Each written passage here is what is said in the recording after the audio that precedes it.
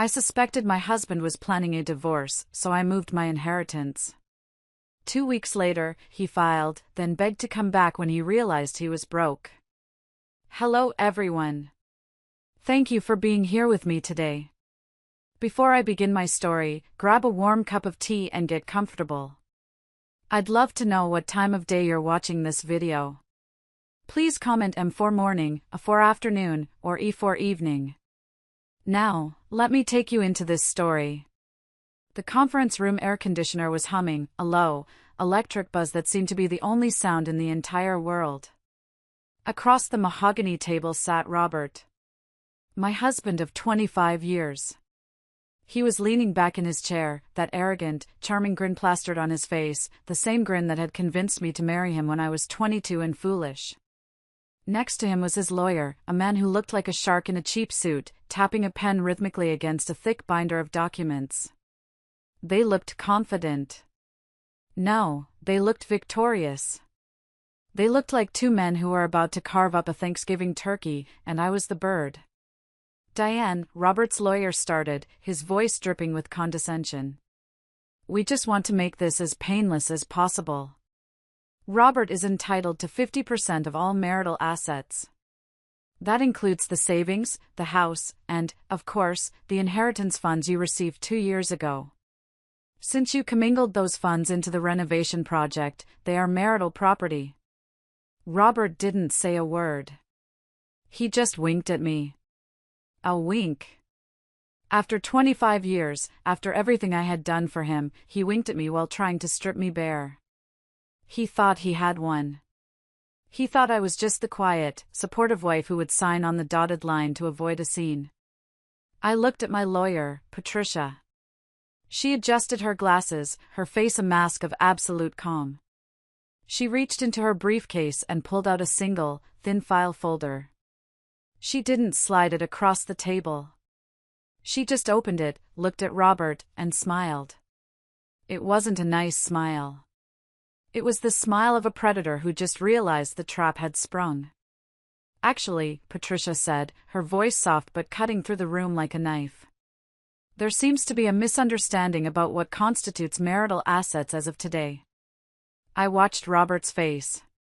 In a matter of seconds, I saw his expression transform from smug satisfaction to confusion, and then, as the realization hit him, to a pale, sheer terror. It was a look I will cherish for the rest of my life. Thank you so much for tuning in. Before I tell you exactly what was in that folder and how Robert's world crumbled in that conference room, please take a moment to like this video. And in the comments, let me know which city or state you're watching from. I love seeing how far our community reaches. It really helps me feel connected to you. Now, to understand why Robert looked like he'd seen a ghost, we have to go back. We have to go back to when I thought my life was perfect. I'm Diane. I'm 52 years old, and for a quarter of a century, I defined myself by one word: wife. When I met Robert, I was an art history major with a scholarship to a master's program in Italy. He was a junior sales associate selling photocopiers, drowning in student debt and driving a car held together by duct tape and prayers. But he had a dream. He wanted to start his own logistics company. He had the vision, but he didn't have the stability. So, I became his stability. I gave up Italy. I gave up the master's degree. I took a job as an administrative assistant at a dental office because it offered steady pay and good insurance. I paid his rent. I paid off his car. I cooked his meals, ironed his shirts, and stayed up until 3 a.m. proofreading his business proposals. When his company finally took off 10 years ago, I thought, we made it. Not he made it. We made it. And for a long time, it felt that way. We were a team. We didn't have children, something we tried for, but it just never happened, so our bond was everything. We were best friends. Or so I thought. The shift didn't happen overnight. It was subtle, like the slow creep of mold in a damp basement. About 6 months ago, Robert started changing. It began with the phone. For years, Robert was the type of man who would leave his phone on the kitchen counter, unlocked, for hours. He'd ask me to answer texts from his mom or check his emails if he was driving. Then, one Tuesday evening, we were sitting on the couch watching a movie. His phone buzzed on the coffee table. Out of habit, I glanced over. He lunged for it. I mean, he physically dove across the cushion to grab it before I could even see the screen. Whoa, I laughed, trying to keep it light, though my stomach did a little flip. CIA secrets? Or just a client? He didn't laugh. He shoved the phone into his pocket and stood up, his face flushed. It's just work, Diane. God, stop being so nosy. I'm handling a crisis with the shipping manifests. He walked into the kitchen, but he didn't turn on the light. I watched him from the living room. He was texting furiously, his shoulders hunched. That was the first crack. The first time I felt a cold draft in our warm home. I didn't know it then, but the storm was already gathering. After the incident on the couch, the atmosphere in our house shifted from comfortable silence to a suffocating tension. It wasn't just the phone, although that was the most obvious red flag. He changed his passcode. It used to be our anniversary, 10/24. Simple. Sweet. But a week later, I tried to open his phone to check the weather while mine was charging, and it locked me out. 6 digits now. When I asked him about it over breakfast, pouring him coffee just the way he liked it, he slammed his hand down on the table. The coffee in his mug sloshed over the rim, staining the white tablecloth. Privacy, Diane. Have you ever heard of it? He snapped, his eyes bulging in a way that scared me. My firm is dealing with sensitive client data now. GDPR compliance. I can't have you scrolling through looking for cookie recipes and accidentally deleting $1 million contract. I was just checking the weather, Robert, I said quietly, wiping up the spill. I didn't mean to upset you. You're always upsetting me lately, he muttered, stabbing at his eggs. You're just hovering. It's suffocating. That word hurt more than the yelling. Suffocating. I was the one who made sure his life ran on rails. I managed the bills, the gardening, the social calendar, his dry cleaning. If I was hovering, it was only to catch the things he dropped. Then came the criticism. It started with little things. Why do you wear that sweater? It makes you look like a librarian. Or, maybe you should dye your hair. The gray is making you look washed out. I've always embraced aging naturally. I take care of myself. I do yoga, I eat well. But suddenly, Robert was looking at me like I was a piece of furniture that had gone out of style. One evening, we were getting ready for a charity gala sponsored by his company. I put on a navy blue silk dress that I loved. It was elegant, fitted but modest. I walked into the bedroom, expecting him to say, "You look beautiful," like he used to. He was fixing his tie in the mirror. He caught my reflection and frowned. Is that what you're wearing? I smoothed the silk over my hips, feeling my confidence wither. I thought it was appropriate. It's black tie optional. It's frumpy, Diane, he sighed, turning around to face me. Look, tonight is important. I need you to look vibrant. Look at the other wives. Just look at the women on TV. They put in effort. You look like you gave up 10 years ago. I felt tears prick my eyes, but I blinked them back. I haven't given up, Robert. I'm 52. I'm not going to wear a sequined mini dress. Maybe that's the problem, he sneered. You have no ambition. You're just happy to coast. Coast? I had sacrificed my ambition so he could have his. I wanted to scream at him. I wanted to remind him of the nights I ate ramen so he could buy a decent suit for meetings. But I didn't. I was trained to be the peacemaker. I went to the closet, found a dress he had bought me years ago, one I felt was too tight and too low-cut, and I put it on. When we got to the gala, he barely spoke to me. He spent the whole night circulating the room, laughing loudly, his hand resting on the backs of younger women, charming clients. I stood by the bar, holding a club soda, feeling invisible. I was a prop. A necessary accessory that he was ashamed of. But the worst part wasn't the insults. It was the gaslighting. If I brought up his late nights at the office, he'd tell me I was crazy. I'm working my fingers to the bone for us, Diane. For our retirement. And you're here inventing scenarios because you're bored. I'm not bored, I'd argue. I just miss you. You don't miss me, he'd say, laughing cruelly. You miss the attention. You're insecure because you know you're not as sharp as you used to be. Have you seen a doctor? Maybe it's hormonal. You're acting hysterical. Hysterical. That word. It made me question my own reality. Was I being paranoid? Was I becoming one of those nagging wives? I lay in bed that night, staring at his back as he snored, wondering where my husband had gone and who this cruel stranger was. I didn't know then that he wasn't just being cruel. He was preparing the battlefield. He was breaking me down so I wouldn't have the strength to fight when he finally made his move. 2 weeks after the gala, the dynamic shifted again. The cruelty didn't vanish, but it was masked by a sudden, frantic intensity. Robert came home one Friday evening with a bottle of expensive champagne and a glossy brochure. I have a surprise, he announced, popping the cork. The foam spilled over onto the counter, but he didn't care. He was manic, his eyes bright with something that looked like excitement but felt like desperation. He spread the brochure out on the kitchen island. It was for a luxury development called Ocean's Edge. A massive, sprawling villa overlooking the Pacific. Floor-to-ceiling glass, an infinity pool, a private deck. It was beautiful.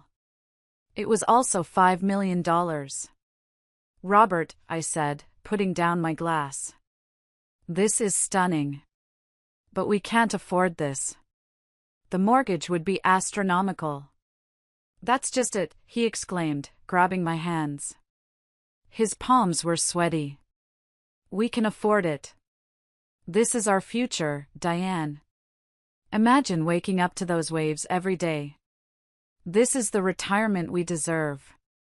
I want to make it up to you. I know I've been stressed lately, I know I've been difficult. But this is why. I've been trying to secure this for us. For a second, my heart leaped. Was this it? Was the stress just about money and providing for us? Was he trying to apologize? But the down payment alone. I started. We have the money, he cut in, squeezing my hands tighter. Your inheritance. The air left the room. My parents had passed away 2 years ago, within months of each other. It was the darkest time of my life, and they had left me everything. Their home, their savings, their life insurance. It was a substantial amount, enough to ensure I would never have to worry about money again. I had kept it in a separate account, mostly because I was too emotional to touch it. It felt like Mom and Dad's money, not mine. Robert had never pressured me about it before. He had always said, "That's your safety net, honey."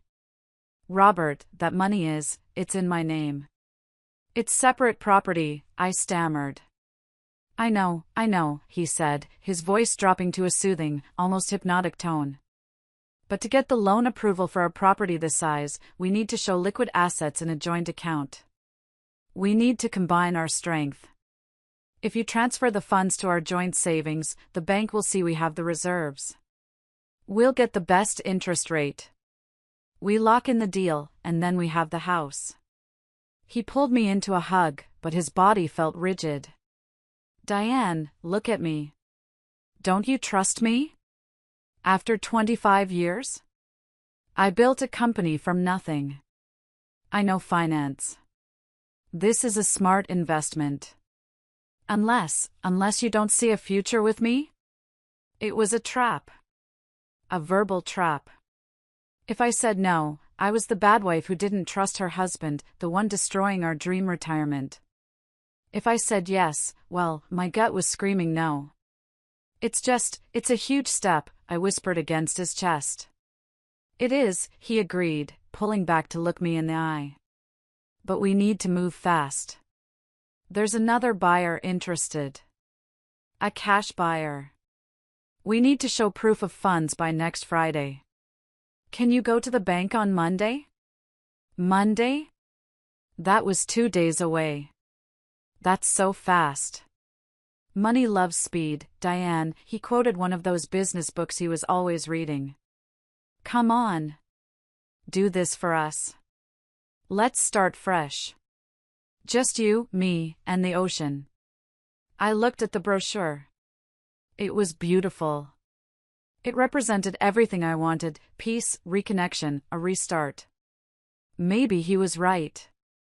Maybe I was being paranoid and stingy. Maybe holding on to that money separately was keeping a wedge between us. Okay, I said slowly. I'll look into the transfer requirements on Monday. That's my girl. He kissed me hard, almost bruising my lip, and poured more champagne. To us. To the future. He spent the rest of the weekend being the perfect husband. He mowed the lawn. He grilled steaks. He rubbed my feet while we watched TV. But every time I looked at him, I saw that manic gleam in his eye. And I noticed something else. He was constantly checking his watch. Not his phone, he was careful with that now, but his watch. Like he was counting down the minutes to something. And he kept mentioning the joint account. Over and over. Once it's in the joint account, we're set. The joint account is the key. It gnawed at me. Why did it have to be joint? Why couldn't I just be a guarantor? I wasn't a finance expert, but I wasn't stupid. I decided I needed to do one thing before Monday. I needed to see where he was really going when he said he was meeting the realtor. On Monday morning, Robert left the house early. Big meeting with the developers, he said, adjusting his tie in the mirror. He looked handsome, dashing even, but there was a sheen of sweat on his forehead. You're going to the bank today, right? Around 11? Yes, I lied. I have an appointment with the branch manager. Good. Text me as soon as it's done. I love you. He kissed my cheek, grabbed his briefcase, and walked out. He didn't look back. I waited 5 minutes, then I grabbed my keys. I wasn't going to the bank. I was going to follow him. I felt ridiculous, like a character in a bad Lifetime movie. I drove a nondescript gray sedan, perfect for blending in. I trailed his BMW from a safe distance. He didn't go to the developer's office downtown. He didn't go to the site of the new villa. He drove to the outskirts of town, to a trendy coffee shop near the University District. It was a place for students and hipsters, not middle-aged businessmen. He parked and went inside. I parked across the street and pulled a baseball cap low over my eyes. I walked in a few minutes later. The place was crowded and noisy, the smell of roasted beans and burnt sugar thick in the air. I scanned the room. There he was, sitting in a booth in the back corner. But he wasn't with a developer. He was alone, talking on his phone, gesturing wildly. I ordered a black coffee to look legitimate and maneuvered my way toward a high-backed booth directly behind him. My heart was hammering so hard against my ribs I thought it might crack a bone. I sat down, facing away from him, and leaned back, straining to hear over the hiss of the espresso machine. I know, baby, I know, Robert's voice was low, but clear. I'm handling it. She's going to the bank today. My blood ran cold. Baby? Stop worrying, he sounded irritated now. I told you, the paperwork is ready. Once the money hits the joint account, it's marital property. 50-50 by law, but I can probably bully her into more if I threaten to drag out the divorce. I clamped a hand over my mouth to stop the gasp. Tears instantly flooded my eyes, blurring the coffee shop into a smear of brown and orange. No, I'm not buying the stupid house, Robert laughed, a cruel, ugly sound. That brochure was just a prop.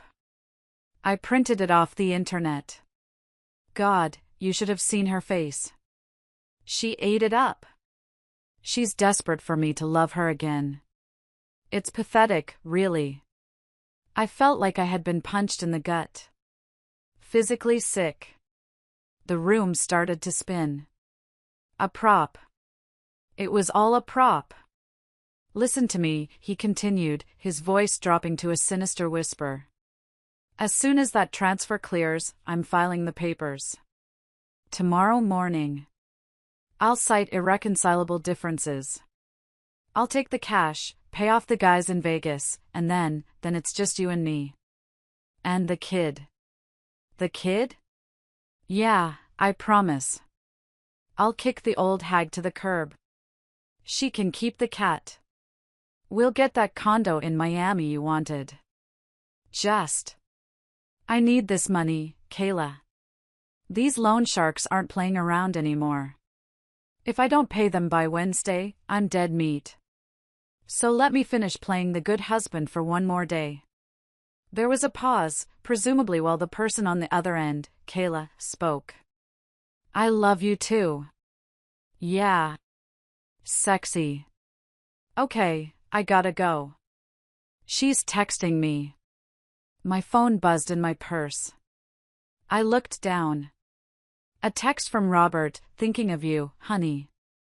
Hope the bank meeting goes well. Love. The emoji heart felt like a knife twisting in my chest. I sat there, frozen, for what felt like an hour, though it was probably only minutes. He stood up. I slumped down in the booth, hiding my face behind a menu. I heard his footsteps pass me.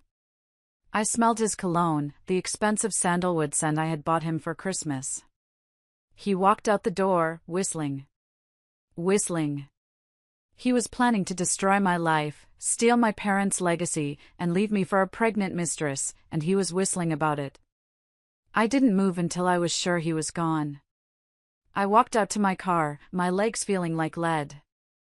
I sat in the driver's seat, gripping the steering wheel until my knuckles turned white. The sadness was evaporating, burned away by a heat rising from the pit of my stomach. It wasn't just anger. It was rage. Pure, molten rage.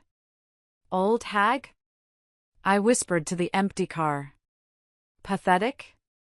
I looked at my reflection in the rearview mirror. I saw the gray hair he hated. I saw the lines around my eyes. But I also saw the eyes of the woman who had kept him afloat for 25 years. The woman who had managed the books, saved the money, and built the life he was trying to steal. He wanted to play games? He wanted to talk about finance and law? Okay. I started the car. I wasn't going to the bank to transfer money to him. I was going to war. I didn't go home. I couldn't bear to walk into that house, to see the wedding photos on the mantel, the spot on the rug where we used to play Scrabble, the kitchen where he had spread out that fake brochure. Everything in that house was a lie now. It was a stage set for a play I hadn't known I was acting in. I drove west. I drove until the suburbs turned into coastal highway, until the smell of exhaust was replaced by the smell of salt and brine. I pulled into a deserted overlook facing the Pacific Ocean, the real ocean, not the fantasy view Robert had tried to sell me. I turned off the engine and let the sound of the crashing waves fill the silence. And then, I screamed. I screamed until my throat felt raw. I screamed for the 22-year-old girl who gave up Italy. I screamed for the nights I spent alone while he was working late. I screamed for the baby we never had, and the baby she was having with him. I cried so hard I couldn't breathe, gasping for air like a drowning woman. How could I have been so blind? Guys in Vegas. Gambling. That explained the business trips, the stress, the mysterious tension. He wasn't just leaving me, he was using me to bail out his addiction. He was going to wash my parents' life savings down a drain of poker chips and sports betting and leave me destitute in my 50s. I looked at the water. It was chaotic, violent, and powerful. It didn't care about my broken heart. And strangely, that comforted me. The world kept turning. I was still here. My phone buzzed again. Another text from Robert. Are you done at the bank yet? Let me know so I can call the realtor. I looked at the screen. The urge to text back, to scream at him, to tell him I knew everything, was overwhelming. But then I remembered what he said to Kayla. I can probably bully her into more if I threaten to drag out the divorce. If I confronted him now, he would panic. He would get vicious. He might hide assets, or worse, he might get physically dangerous. He was desperate. Desperate men do terrible things. I needed to be smarter than him. I needed to be the pathetic, submissive wife for just a little longer. I wiped my face with a tissue. I checked my eyes in the mirror, red and puffy. I put on my sunglasses. Okay, Diane, I said aloud. My voice sounded different. Deeper. Steadier. You want to play the good husband? I'll play the good wife. But you're not writing the ending of this story. I am. I picked up my phone and typed a reply. My fingers didn't shake. Bank is crowded. Manager is stuck in a meeting. Might take a few hours. Don't worry, I'm getting it done. I hit send. Then I dialed the one person I knew would pick up on the first ring. Patricia? I said when she answered. Diane? You sound terrible. What's wrong? Patricia had been my roommate in college. She was the one who told me not to give up Italy for Robert. She was now the toughest divorce attorney in the state. She had divorced 3 husbands and kept her fortune every single time. You were right, I said, my voice cold and flat. About everything. Robert is planning to leave me. He has a mistress. He has gambling debts. And he's trying to trick me into transferring my inheritance into a joint account before he files. Silence on the other end. Then, the sound of a chair scraping back. Where are you? I'm at the coast. Do not go home, Patricia commanded. Do not speak to him. Do not sign anything. Come to my office. Now. Take the back entrance. I have to go home eventually, Pat. He thinks I'm at the bank. We'll figure out the narrative, Patricia said. But right now, we need to protect the assets. If he wants a divorce, we'll give him one. But he's not walking away with a golden parachute. He's walking away naked. I hung up and started the car. As I pulled back onto the highway, a strange sensation washed over me. The grief was still there, a heavy stone in my chest, but alongside it was something else. Adrenaline. Clarity. For 25 years, I had been the passenger in Robert's car. Today, I was taking the wheel. And I was going to run him off the road. Patricia's office was a fortress of glass and steel downtown. I walked in wearing my baseball cap and sunglasses, looking like a celebrity trying to avoid paparazzi, or a woman having a breakdown. Probably the latter. Patricia didn't hug me. She knew I would shatter if she offered sympathy. Instead, she pointed to a leather chair and handed me a bottle of water. Spill, she said. Every detail. Don't leave anything out. I told her everything. The password change. The insults. The beach house brochure. The coffee shop conversation. The guys in Vegas. The baby. When I finished, Patricia sat back, tapping a gold pen against her lip. Okay. This is classic. He's leveraged himself to the hilt, probably owes dangerous people money, and sees your inheritance as his get-out-of-jail-free card. He needs that money to be marital property so he can claim half, or use it to pay debts that will become marital debts once he files. He said he's filing tomorrow, I said, my voice trembling slightly. Then we have to move faster, Patricia said. She pressed a button on her intercom. Send Beverly in. The door opened, and my mother walked in. I gasped. Mom? How did you? I called her, Patricia said. As soon as you hung up. My mother, Beverly, was 75 years old, 5 feet tall, and made of titanium. She had never liked Robert. She called him the Slick Willie. She walked over and wrapped her arms around me. I finally let out a sob, burying my face in her shoulder. I knew it, Mom whispered, stroking my hair. I knew that Weasel would show his true colors. Shoo, it's okay. We prepared for this. We did? I pulled back, looking at them. Diane, Mom said sternly. Why do you think your father and I put those clauses in the will? We didn't leave the money directly to you in a lump sum cash transfer. We left it in a revocable trust that you control. Right, I said. But Robert wants me to liquidate the trust and move the cash. Exactly, Patricia interjected. If you move the cash to a joint account, the trust protection is gone. It becomes coming-led. But, right now, the money is still separate. It's yours. So I just don't transfer it? I asked. No, Patricia smiled, and it was a terrifying expression. If you just say no, he gets suspicious. He might get violent, or he might file immediately and try to freeze your assets pending litigation. We need to make sure that money is untouchable, forever, before he files. How? We move it, Patricia said. Not to him. To an irrevocable trust. We create a new entity today. We transfer all your inheritance, your stocks, and your personal savings into it. We name your mother as the trustee. You are the beneficiary, but you don't own it technically. Once it's in there, it's locked. Even a judge has a hard time piercing an irrevocable trust if it's done correctly. And the best part, Mom added, her eyes twinkling with mischief, is that we can do the paperwork right now. I brought the notary.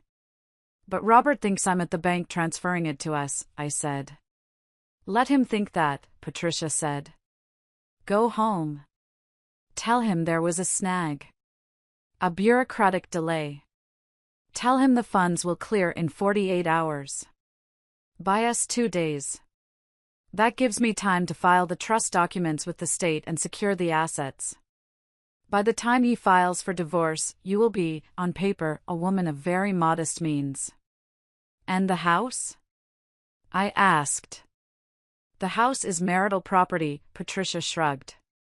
He can fight for half of that. But the inheritance? The millions? That will be safe in Fort Knox. I looked at the documents Patricia was sliding across the desk. It was a declaration of war. If I signed this, I was effectively nuking my marriage. But my marriage was already ashes. Robert had burned it down the moment he bet our future on a poker game. I picked up the pen. My hand didn't shake this time. Where do I sign? I asked. Patricia grinned. Right there. Welcome to the resistance, Diane. Driving home from Patricia's office was the longest commute of my life. I had to transition from scorned woman plotting revenge back to dutiful, slightly confused wife. I practiced my facial expressions in the rearview mirror. Concerned. Apologetic. Loving.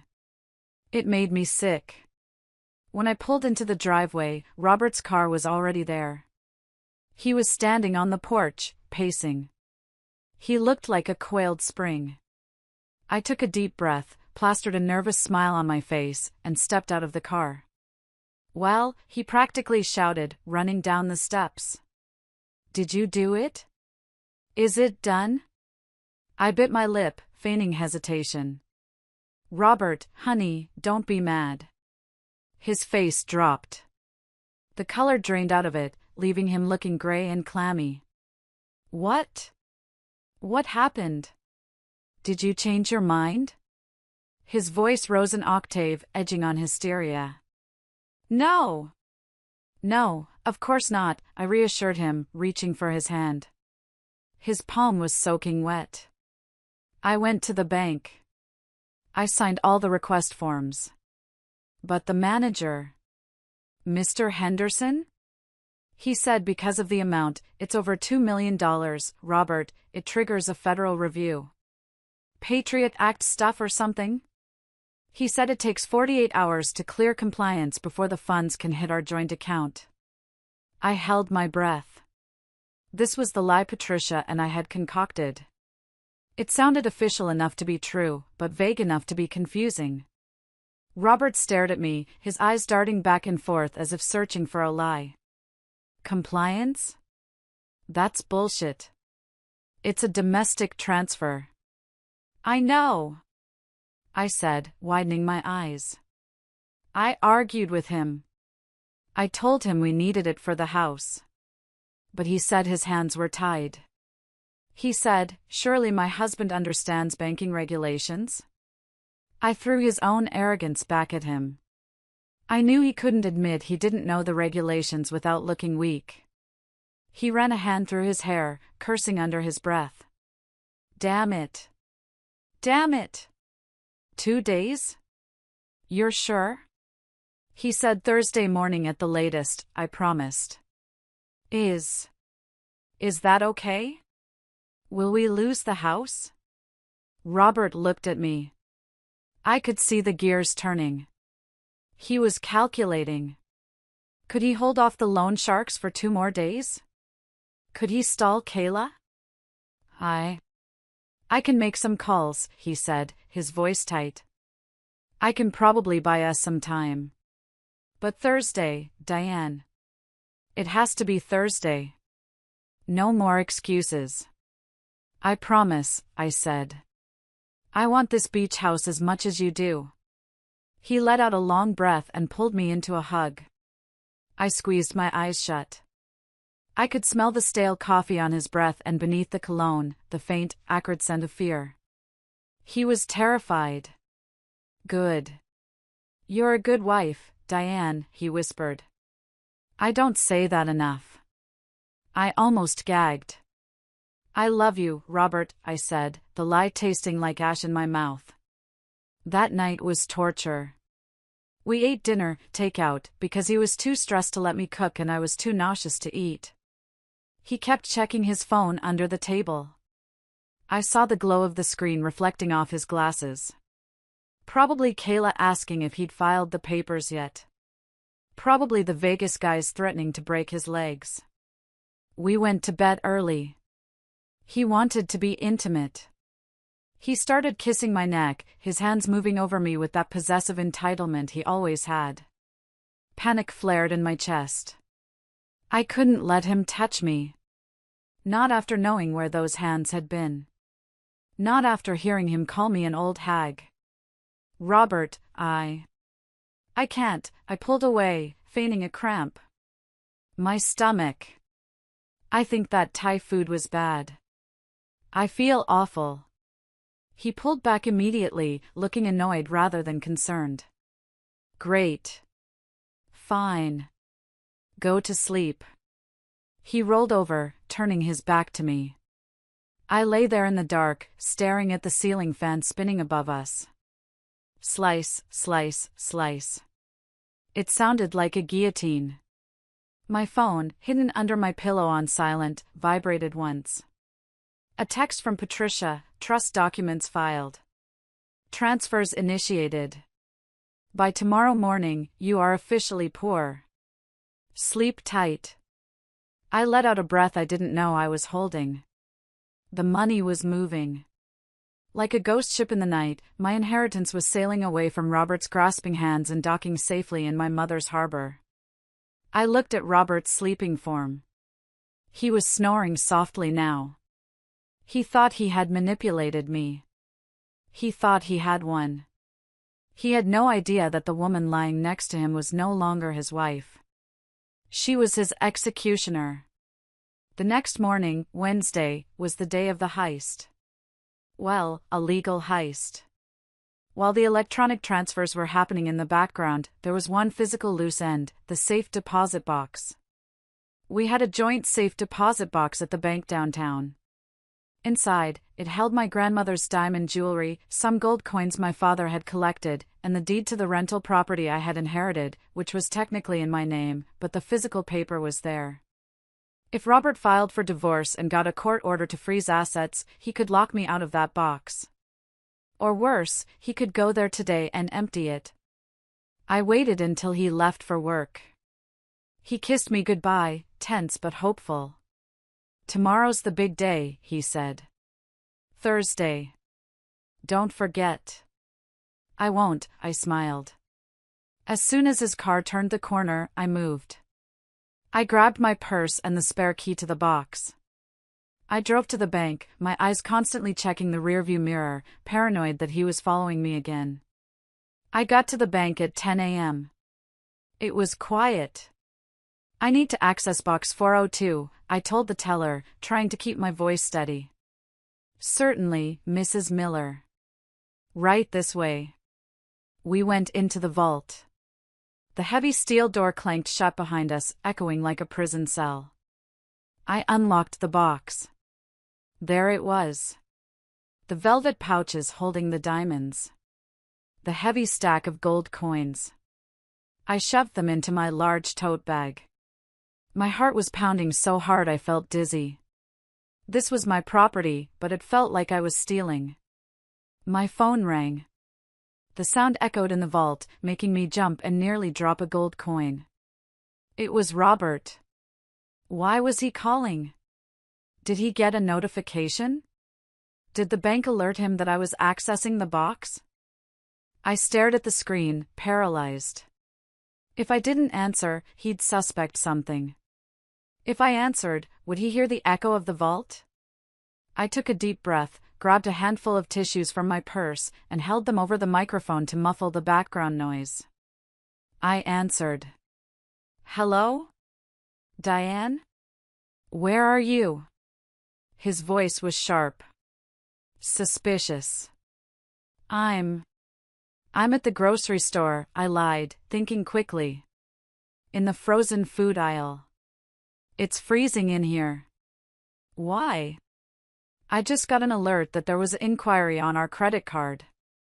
"Did you buy something?" "Oh, God." I had stopped for gas on the way here. I used the joint card by mistake because I was so nervous. "Oh." "Yes," I said, forcing a laugh. "I put gas in the car." "Sorry. I didn't think it would trigger an alert." "Gas? Why are you getting gas?" "You said you were going to the grocery store." "The store is 5 miles away, Robert." The tank was empty. Okay, he snapped. "Just be careful with the spending. We need every penny for the house closing. Don't buy expensive groceries." "I'm buying pasta and sauce, Robert."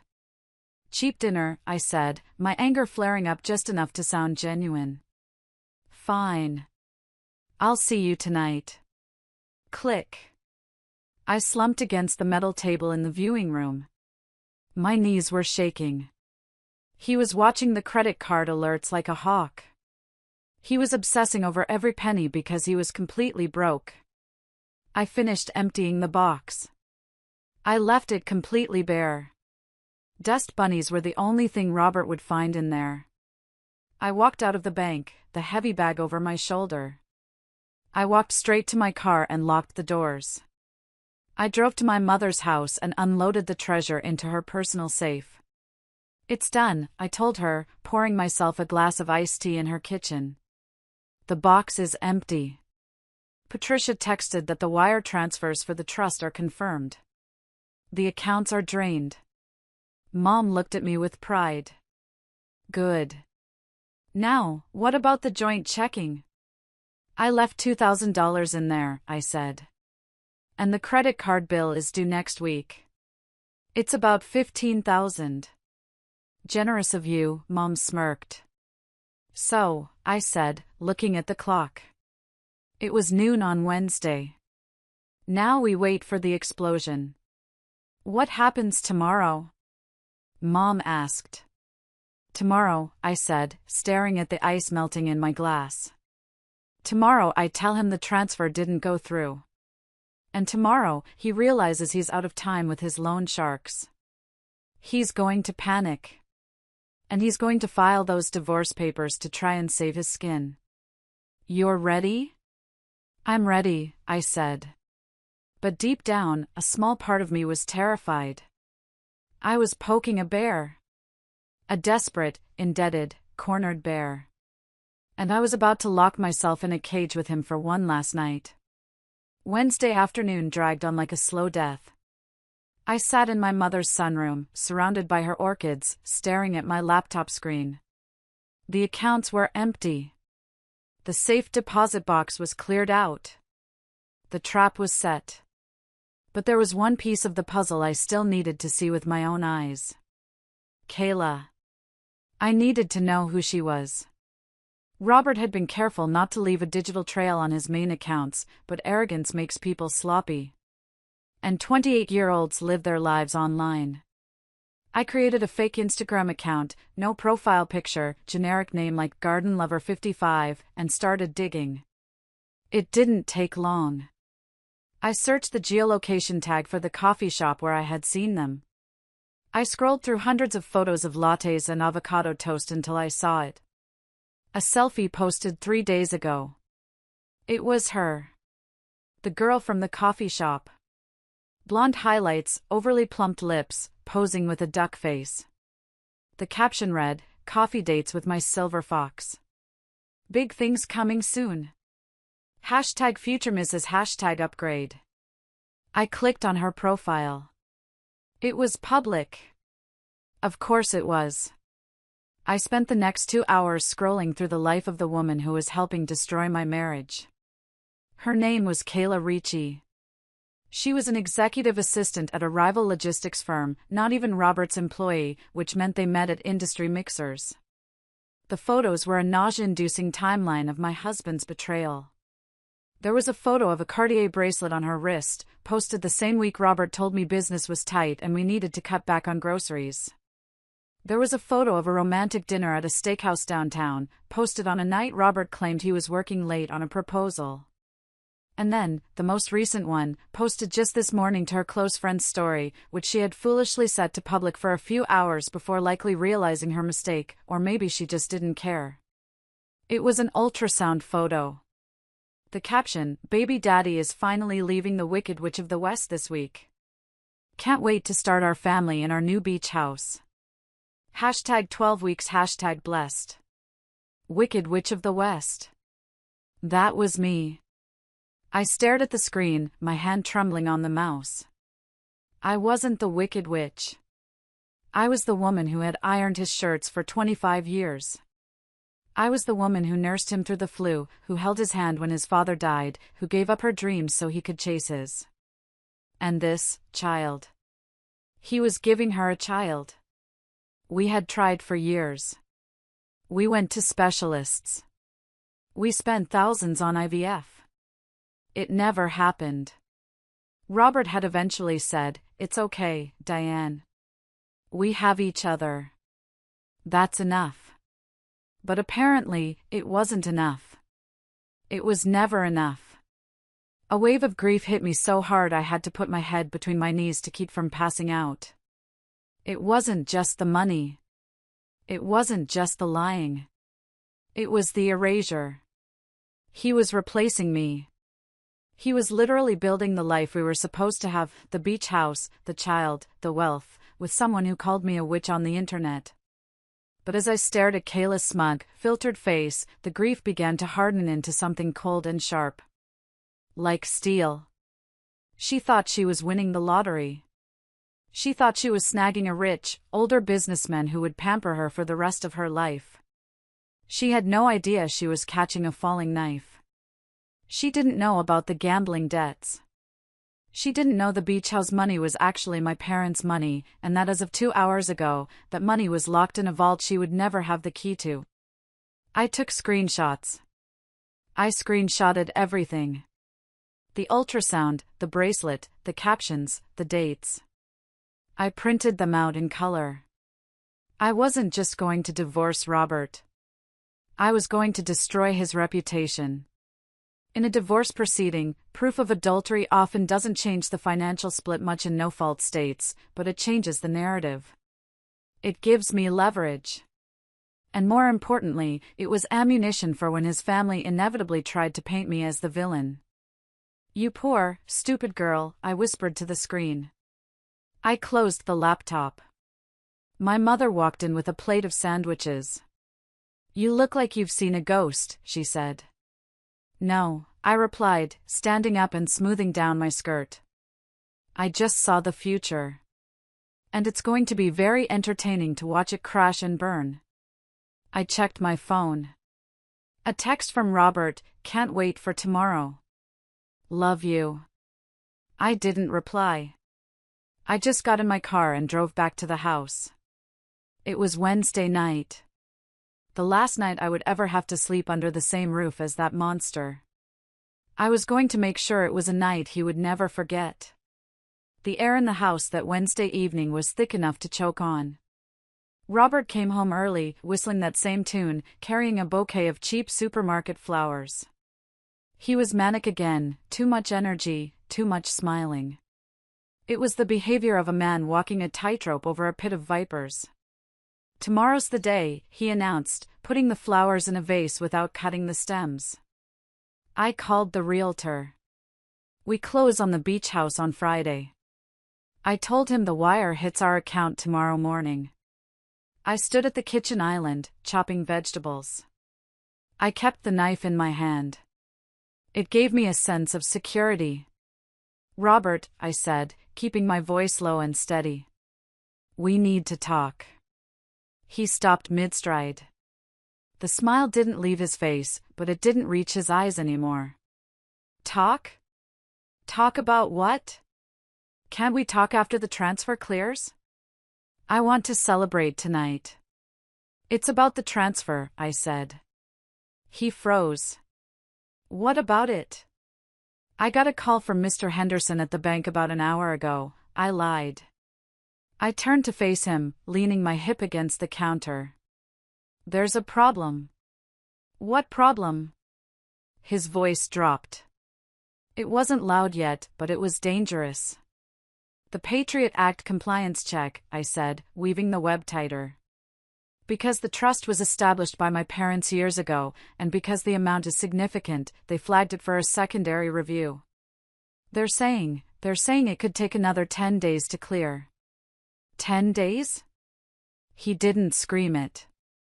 He whispered it. But it was the most terrifying sound I had ever heard.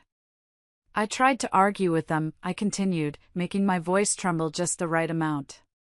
"I told them we needed it for the house. But they said their hands are tied. I'm so sorry, Robert. We might lose the villa." I watched him. I watched the blood drain from his face, leaving him a sickly, waxen yellow. I watched his hands curl into fists at his sides. He wasn't mourning the loss of a vacation home. He was calculating the broken kneecaps the loan sharks had promised him if he didn't pay up by Friday. "You're lying," he spat. "Why would I lie?" I asked, feigning hurt. "I want this as much as you do." 10 days is too late," he roared, suddenly grabbing the vase of flowers and hurling it across the room. It smashed against the wall, shattering into 1,000 pieces. Water and glass exploded everywhere. I flinched, but I didn't step back. "Robert! You're scaring me." I don't care if I'm scaring you. He marched toward me, his face twisted into a mask of pure rage. Spittle flew from his mouth. You stupid, incompetent woman. You couldn't just get it done? You had to mess it up? Do you know what you've done? I didn't do anything. It's the bank. It's always someone else. It's never you. He slammed his fist onto the granite countertop, inches from my hand. Fix it. Call them back right now. Tell them to release the funds or I will go down there and burn the place down. It's 7 p.m., Robert. The bank is closed. He stared at me, his chest heaving. For a second, I thought he was going to hit me. I saw the impulse flicker in his eyes. But then he turned away, running his hands through his hair, pacing the kitchen like a caged animal. I'm dead, he muttered to himself. I'm actually dead. He pulled out his phone. His fingers were shaking so badly he dropped it. He scrambled to pick it up, cursing. Where are you going? I asked as he grabbed his keys. Out, he snarled. Since you can't be useful, I have to go find a solution. Don't wait up. He stormed out the front door, slamming it so hard the windows rattled. I heard his car tires screech as he peeled out of the driveway. I stood there in the silence of the kitchen, surrounded by broken glass and dying flowers. My heart was hammering against my ribs, but my mind was crystal clear. He was gone. He was going to Kayla's. He was going to beg for money, or cry on her shoulder, or figure out his next move. I moved fast. I didn't clean up the glass. I left it there. Let it be a monument to his temper. I went upstairs and packed a bag. Just the essentials. My jewelry was already gone. My papers were with Patricia. I took my clothes, my laptop, and the cat carrier for Whiskers. Then, I did the most important thing. I called the locksmith I had put on standby earlier that day. He's gone, I told the locksmith. Come now. 40 minutes later, the locks on the front and back doors were changed. I stuck a note on the front door. Robert. I am staying at a hotel tonight because I do not feel safe after your outburst. Do not try to enter the house. Diane. I wasn't actually staying at a hotel. I was going to my mom's. But he didn't need to know that. As I drove away, seeing the house dark and locked up tight, I felt a strange sense of loss. That house had been my world. But looking at it now, all I saw was a cage I had finally broken out of. I didn't sleep that night. I sat up in my mother's guest room, drinking tea and stroking Whiskers, waiting for the inevitable. It came at 9 a.m. on Thursday morning. My phone blew up with notifications. Emails from our joint account. Alerts from the credit monitoring service. But the most important one was a text from Patricia. He filed. It's on the docket. Case hashtag 24-9088. Miller versus Miller. I let out a low whistle. He hadn't waited. Here was Robert's logic. He believed the money was stuck in the transfer process. He thought that by filing for divorce now, he could freeze all assets exactly where they were. He assumed the millions were in a pending limbo between my trust and our joint account, and he wanted a judge to seize them before they could bounce back to me. He was trying to trap the money in midair. He had no idea the money had never even left the ground. An hour later, there was a knock at my mother's door. It was a process server.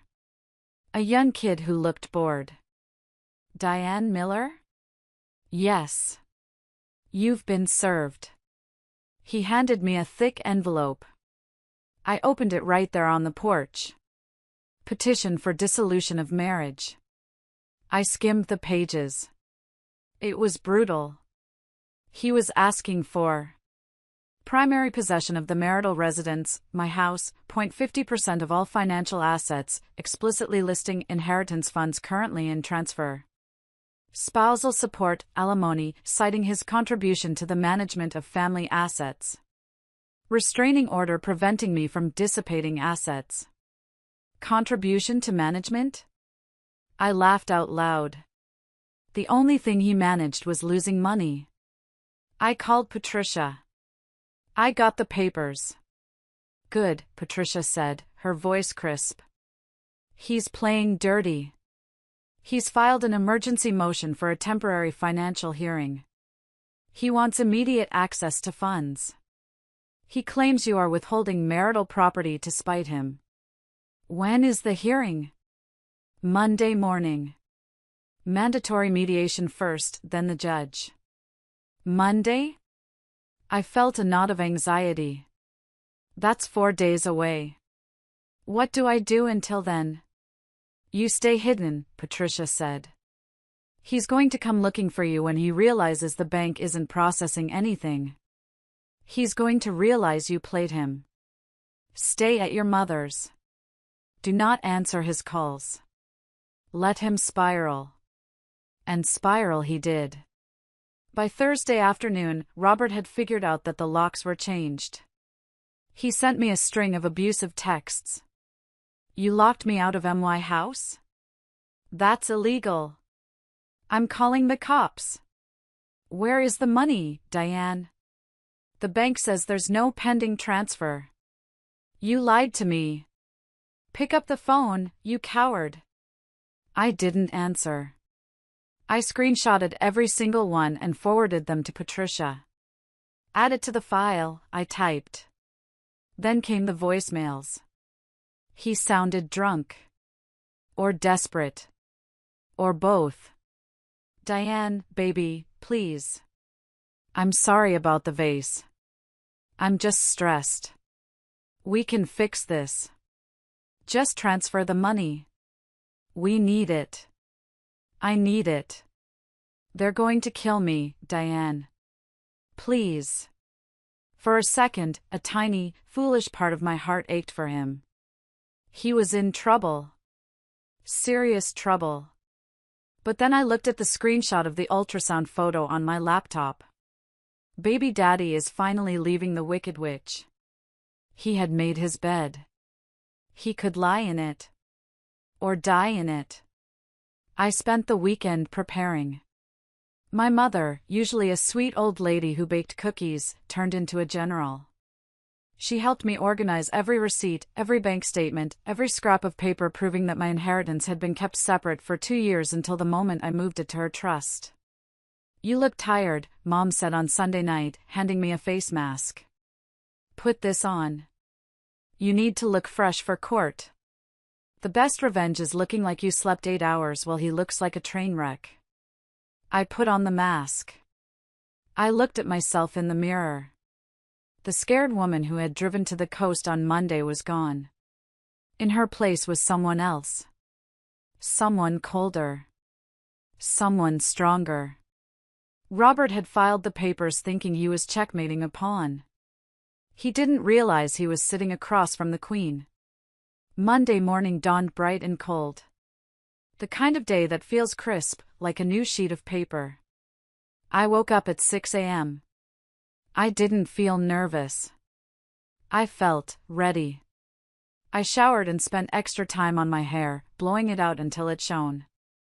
I opened the garment bag Patricia had sent over. Inside was a suit she had helped me pick out online. It wasn't the beige, frumpy cardigans Robert liked me in. It was a sharp, tailored white pantsuit. Powerful. Clean. Unapologetic. I put it on. It fit like armor. Then, I reached for my makeup bag. I applied my foundation, my mascara. And finally, the lipstick. A deep, bold crimson. Robert hated red lipstick. He said it made me look cheap. I looked in the mirror. I didn't look cheap. I looked dangerous. Wow, Mom said when I walked into the kitchen. He's not going to recognize you. That's the point, I said, grabbing my coffee. We met Patricia at the courthouse. The mediation was taking place in a conference room in the annex building. It was a required step before we went in front of a judge. As we walked down the hallway, the click-clack of my heels echoing on the marble floor, I saw them. Robert was sitting on a bench outside the conference room. He looked terrible. His suit was wrinkled. He had dark circles under his eyes that looked like bruises. He was shaking his leg nervously. Next to him sat his lawyer, a man named Mr. Sterling. Sterling looked like a caricature of a sleazy divorce attorney, slicked back hair, expensive watch, smile that didn't reach his eyes. But what stopped me in my tracks was who was sitting on the other side of Robert. Kayla. She was actually there. She wasn't allowed in the mediation room, obviously, but she had come for moral support. Or maybe to stake her claim. She was wearing a tight floral dress that showed off the tiny bump of her belly. She was holding Robert's hand, whispering something in his ear. The audacity. The absolute, unmitigated gall to bring his pregnant mistress to the divorce mediation. Patricia stopped and gripped my arm. Don't react, she whispered. She wants a reaction. Give her nothing. I took a deep breath. I channeled every ounce of dignity I possessed. I walked straight toward them. Robert looked up. His jaw literally dropped. He stared at the white suit, the red lips, the head held high. For a second, he looked confused, as if he couldn't quite place who I was. Diane, he croaked. I didn't look at him. I didn't look at Kayla, though I could feel her eyes boring into me, assessing me, probably wondering why the old hag looked like a CEO. I stopped in front of the door. I turned to Patricia and said, loud enough for them to hear, shall we go inside? I have a busy afternoon scheduled. We walked in. The door clicked shut behind us, cutting off the view of Robert and his little entourage. Okay, Patricia said, setting her briefcase on the table. That was perfect. He's already off balance. Now, let's knock him down. We sat down.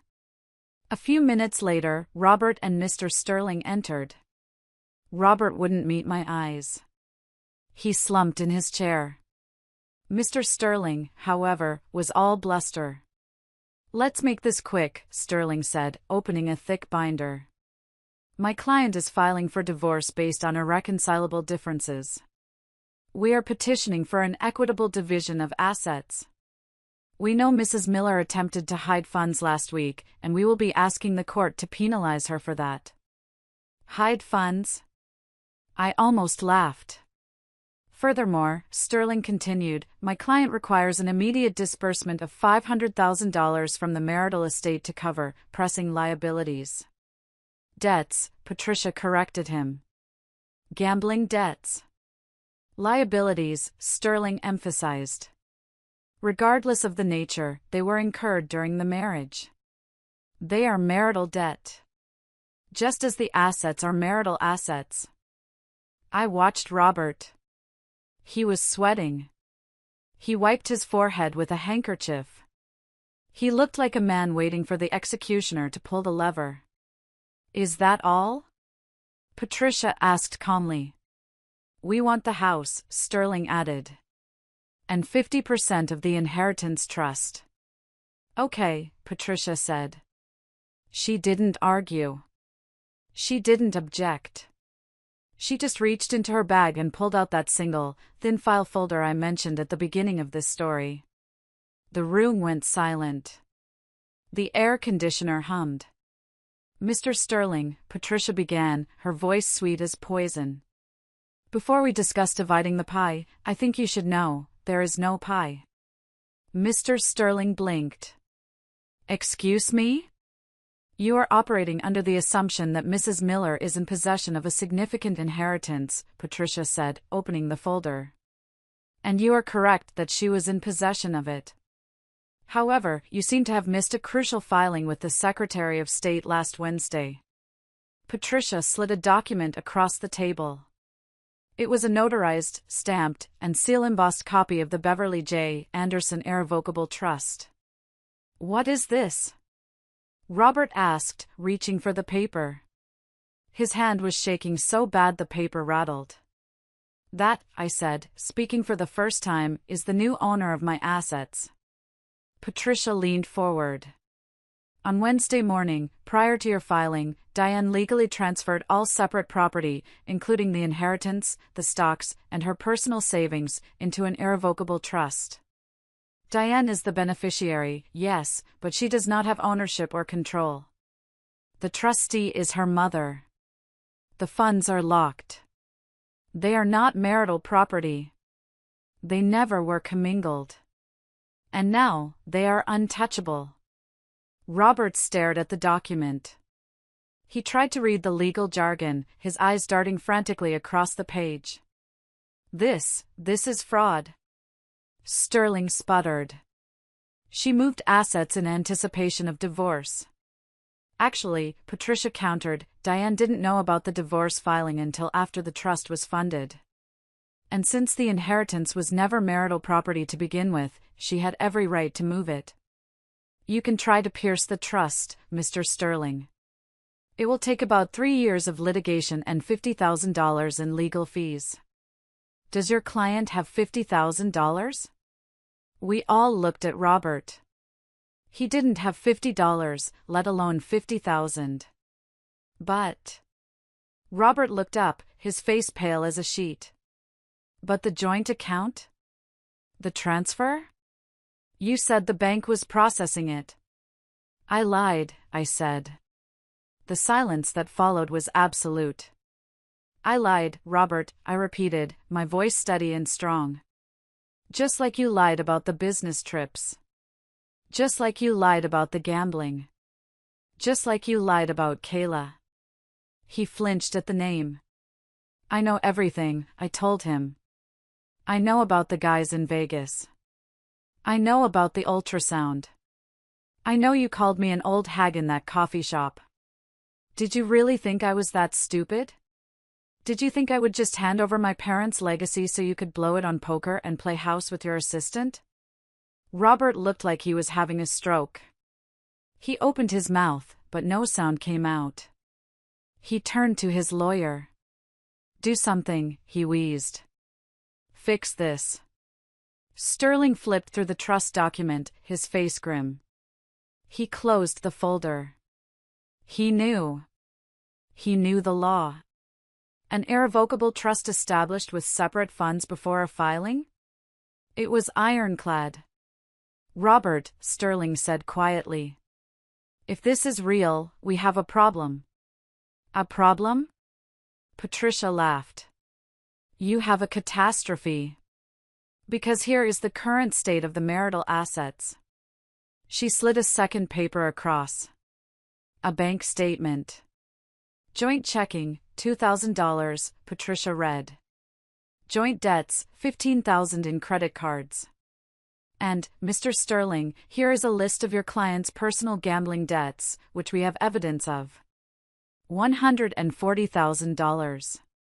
Robert put his head in his hands.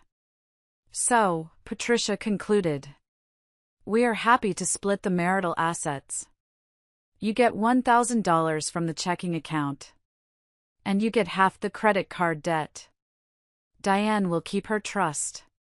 She will keep the house, as she paid the mortgage with separate funds for the last 2 years, which we can prove.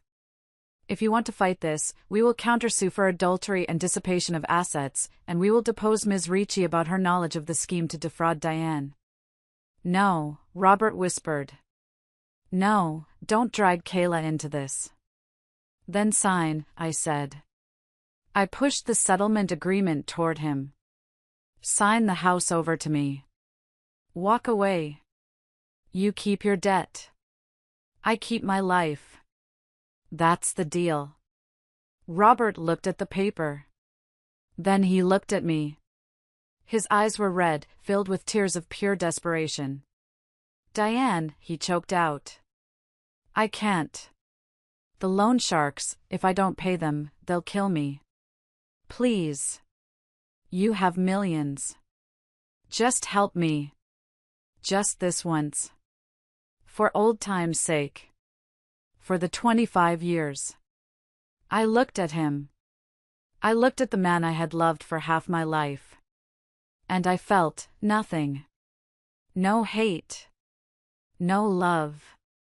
Just indifference. You should have thought about that before you bet our marriage on a pair of jacks, I said. Robert slumped back in his chair. He looked small. Defeated. Broken. If you are still listening to this story, please help me out by liking the video and commenting the number 1 down below. It lets me know you are amazing, and it tells me that you are with me on this journey. Your support is huge encouragement for me. Comment 1 so I can recognize you, and now, listen to me tell the rest of my story. Robert picked up the pen. His hand shook so violently that the signature was barely legible. He signed away the house. He signed away his claim to my money. He signed his own death warrant. We're done here, Patricia said, snapping the folder shut. We stood up. I didn't say goodbye. I walked out of the conference room, the click-clack of my heels sounding like a victory march.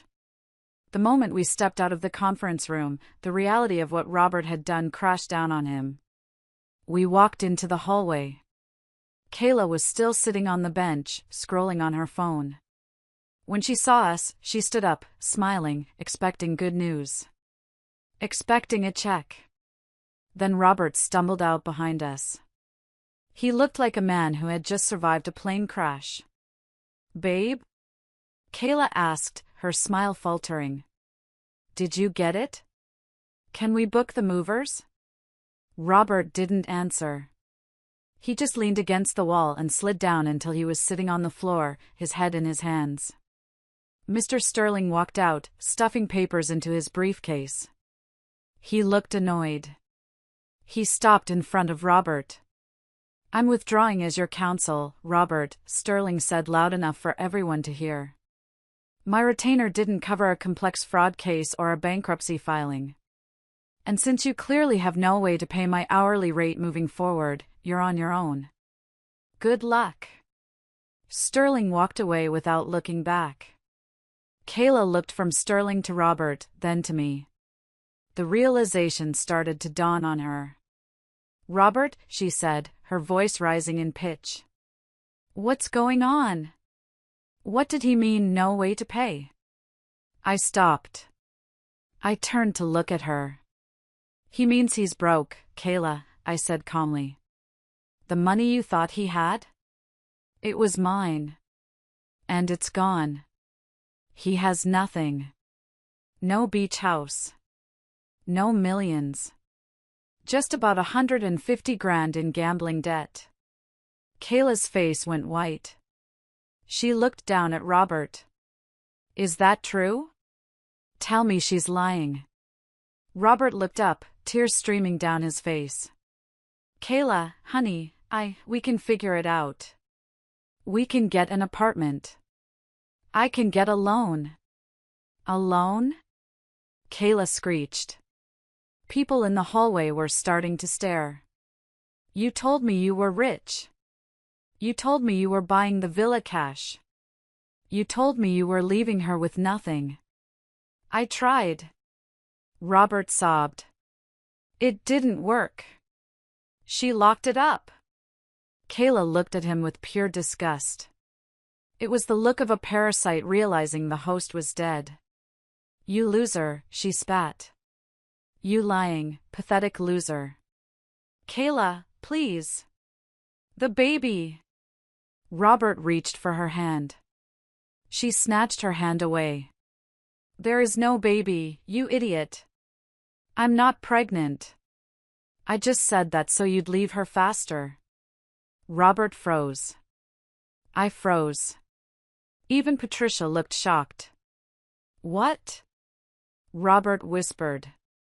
I faked the ultrasound, Kayla sneered, adjusting her purse. I bought the photo online for $20. You think I'd have a kid with a broke old man? I was securing the bag. But since the bag is empty, I'm out. She turned on her heel and started walking away. Kayla! Kayla, wait! Robert tried to scramble up, but he tripped over his own feet and fell back down. She didn't look back. She walked straight to the elevator, pressed the button, and vanished from his life as quickly as she had entered it. I looked down at my husband. My ex-husband. He was lying on the dirty courthouse floor, sobbing. He had lost his wife. He had lost his fortune. And now, he had lost the fantasy he destroyed it all for. Come on, Diane, Patricia said softly, guiding me away. There's nothing left to see here. We walked out into the sunshine. The air tasted sweet. Did you know? I asked Patricia. About the fake pregnancy? I suspected, Patricia said. It's a common trick. But hearing her admit it? That was poetic justice. I got into my car. I didn't go to the bank. I didn't go to a lawyer's office. I went to a steakhouse. I ordered the most expensive filet mignon on the menu, a glass of red wine, and a slice of chocolate cake. I ate it alone. And it was the best meal I had ever tasted. For 3 days, silence. I moved back into my house, legally now. I hired a cleaning crew to scrub it top to bottom. I wanted every trace of Robert's stress and anger gone. I threw out the broken vase. I repainted the kitchen a bright, sunny yellow. Then, on Friday night, he showed up. It was raining. A miserable, cold drizzle. I heard a scratching at the door, like a stray dog. I checked the security camera I had installed. It was Robert. He looked homeless. He was wearing the same suit from court, now stained and wrinkled. He hadn't shaved. He was shivering. I opened the door, leaving the chain on. What do you want, Robert? He looked up at me, water dripping from his nose. Diane. Please. Let me in. It's freezing. You don't live here anymore, I said. I have nowhere to go, he sobbed. The loan sharks, they took my car. They took my watch. I've been sleeping in a motel, but I ran out of cash. Diane, please. I'm scared. You should be, I said. I was brainwashed, he pleaded, pressing his face against the crack in the door. That girl. Kayla, she manipulated me. She preyed on my midlife crisis. I didn't mean any of it. I love you. You're my wife. 25 years, Diane. Doesn't that mean anything?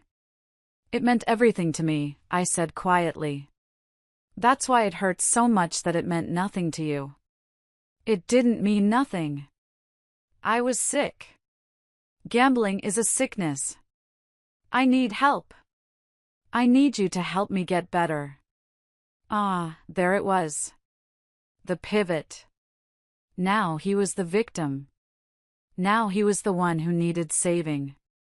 For 25 years, I had been his savior. I had fixed his messes. I had paid his bills. It was my programmed response to open the door and fix him. But then I remembered the coffee shop.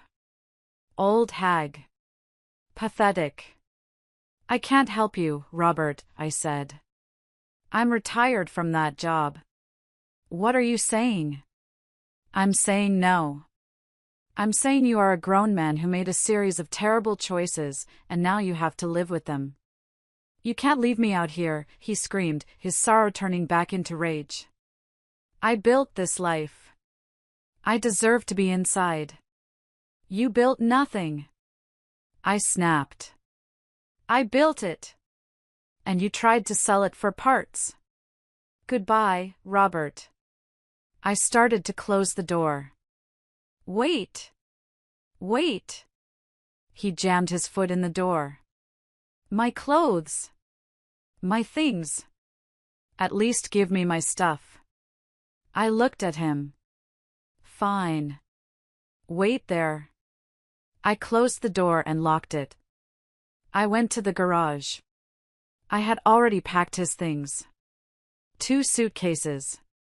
Not everything, I donated most of it to Goodwill, but enough. His clothes, his shoes, his toiletries. I dragged the suitcases to the door. I opened it, shoved them out onto the porch, and kicked them down the steps. They landed in a puddle. There, I said. Now you have your stuff. You BTCH, he screamed, grabbing a wet suitcase. You heartless BTCH. Get off my property, Robert, I said, my voice ice cold. Or I call the police. And I think you have a few warrants out for unpaid debts, don't you? Do you want the police to find you? His eyes widened. He grabbed the suitcases and backed away. This isn't over, he yelled from the sidewalk, rain plastering his hair to his skull. You'll regret this. You'll need me. I already regret trusting you, I yelled back. That's the only regret I have. I slammed the door and locked all 3 deadbolts. I leaned against the door, my heart pounding. But I didn't cry. I walked into the living room, poured myself a glass of wine, and sat on the couch. I turned on the TV. I watched a comedy. And for the first time in 6 months, I laughed. I really laughed. He was gone. The tumor was removed. The healing could finally begin. Of course, Robert didn't go quietly into the night. When he couldn't manipulate me, he sent in the flying monkeys. His family. I had been a dutiful daughter-in-law for 25 years. I sent birthday cards. I hosted Thanksgiving. I visited his mother, Barbara, in the nursing home every Sunday. I thought they loved me. I was wrong. They loved the access I gave them to their son's success. On Saturday morning, my phone started ringing. Barbara flashed on the screen. I answered, expecting an apology for her son's behavior. How could you? Barbara shrieked before I could even say hello. Hello, Barbara. Don't you hello me. Robert called me. He's sleeping in a shelter. A shelter, Diane. My son. After everything he did for you. Everything he did for me? I asked, incredulous. Barbara, he cheated on me. He gambled away his own money. He tried to steal my inheritance. Oh, nonsense, she scoffed. Men make mistakes. He was stressed. And that money should have been shared. You're his wife. What's yours is his. You're being selfish and vindictive. Selfish? He has a mistress, Barbara. He thought she was pregnant. Well, maybe if you had given him a child, he wouldn't have looked elsewhere. The line went dead silent. That hit. That was a low blow. The lowest blow. Barbara knew how much I had struggled with infertility. She knew how many nights I had cried over negative pregnancy tests. To weaponize that against me, it was evil. Wow, I whispered. Okay. Now I see where he gets it from. You fix this, Diane, she demanded. You sell that house, you pay off his debts, and you take him back. Or so help me God, the whole family will cut you off. Cut me off? I laughed. It was a dark, dry laugh. Barbara, you rely on me to drive you to your appointments. You rely on me to pay for your extra nursing care because Robert's business couldn't cover it. You think you're cutting me off? No. I'm cutting you off. You wouldn't dare. Watch me. I hung up. Then I did something satisfying. I went to my laptop. I compiled a file. The screenshots of Kayla's posts. The bank statements showing Robert's withdrawals at casinos. The text messages where he called me an old hag. And the recording of his voicemail admitting he owed guys in Vegas. I emailed it to Barbara. And to Robert's sister. And to his brother. Subject line: the truth about Robert. Body: since you seem confused about why I kicked him out, here is the evidence. He is a gambling addict and an adulterer who tried to defraud me. Do not contact me again. If you want to help him, feel free to pay his debts yourselves. I hit send. Then I blocked their numbers. All of them. It was harsh. It was brutal. But it was necessary. I realized that keeping toxic people in your life just because they are family is a recipe for misery. They had chosen their side. They chose the abuser because he was their blood. Fine. They could have him. I called the nursing home billing department. Hi, this is Diane Miller. I'm calling to remove my credit card from Barbara Miller's account.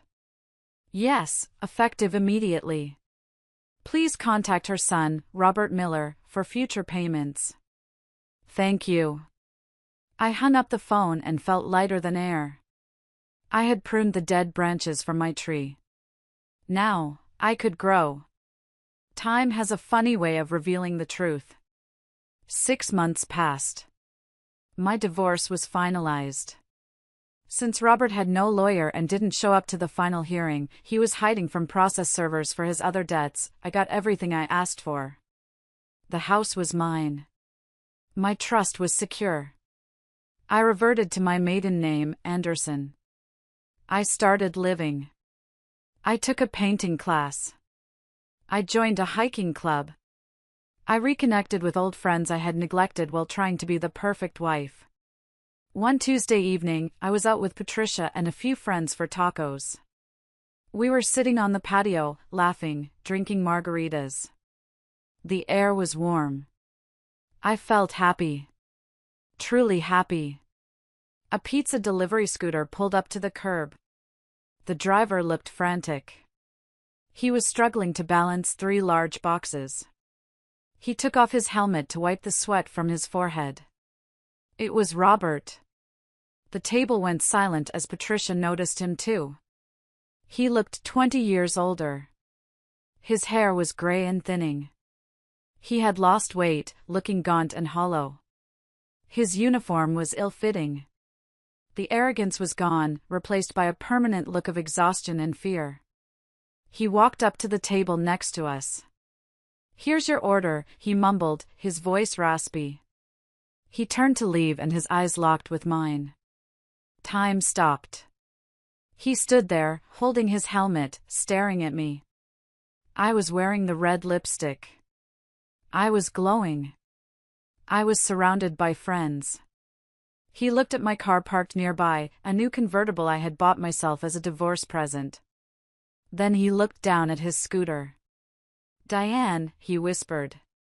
He looked like he wanted to say something. Maybe apologize?